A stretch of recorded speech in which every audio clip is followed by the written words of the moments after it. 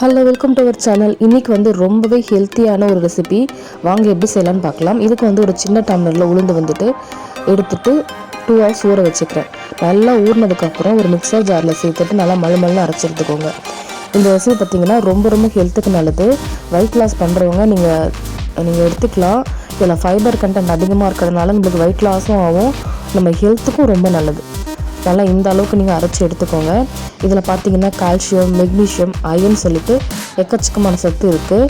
எலும்பு தேய்மானம் உள்ளவங்களாம் நீங்கள் வந்து ரெகுலராக எடுத்துக்கலாம். எந்த விதமான இதுவுமே கிடையாது.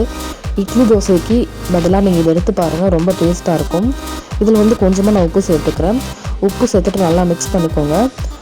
கூடவே வந்துட்டு நம்ம இது கூட ஒரு எக் சேர்த்துக்கலாம். எக்கு சேர்த்துட்டு நல்லா மிக்ஸ் பண்ணிக்கோங்க. எக்கு சேர்க்குறதுனால ப்ரோட்டீன் அண்ட் வந்து நல்லா சாஃப்டாக வரும் நம்ம தோசை அளவுக்கு.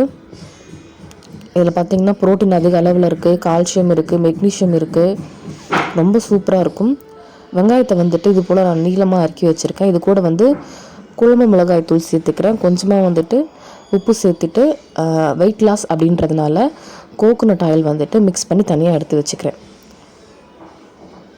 நீங்கள் வந்துட்டு இட்லி தோசைக்கு பதிலாக வேறு ரெசிபி செய்யணும்னு நினச்சாலும் நீங்கள் இதை ட்ரை பண்ணலாம். நான் வெயிட் லாஸ் பண்ணணும் அப்படின்னு நினைக்கிறேன் அப்படின்னா நீங்கள் வந்துட்டு இதை ஒரு ரெசிபியாக மார்னிங் பிரேக்ஃபாஸ்ட் இல்லை நைட்டு டின்னராக கூட நீங்கள் எடுத்து பாருங்கள், ரொம்ப சூப்பராக இருக்கும்.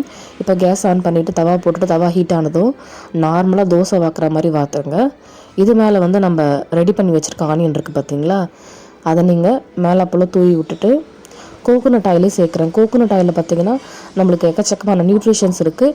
அண்ட் வெயிட் லாஸ் பண்ணணும்னு நினைக்கிறவங்க நீங்கள் வந்து கோகோனட் ஆயில் எடுத்துக்கோங்க, அது ரொம்பவே நல்லது நம்ம ஹெல்த்துக்கு. வெள்ளை உளுந்து வந்துட்டு நம்மளோட செரிமானத்தை நம்மளுக்கு செரிமான பிரச்சனையெல்லாம் கிளியர் பண்ணும். அதனால தான் வந்துட்டு வெள்ளை உளுந்து நம்ம யூஸ் பண்ணுறது. தோசை வந்துட்டு நம்மளுக்கு வந்துட்டு வெந்துடுச்சு, திருப்பி போட்டுக்கலாம். கண்டிப்பாக நீங்கள் ட்ரை பண்ணி பார்த்துட்டு எப்படி வந்துச்சு அப்படின்னு சொல்லிட்டு கீழே கமெண்ட் செக்ஷனில் தெரியப்படுத்துங்க. Thank you so much. நெக்ஸ்ட் ஒரு வீடியோவில் பார்க்கலாம். தேங்க்யூ.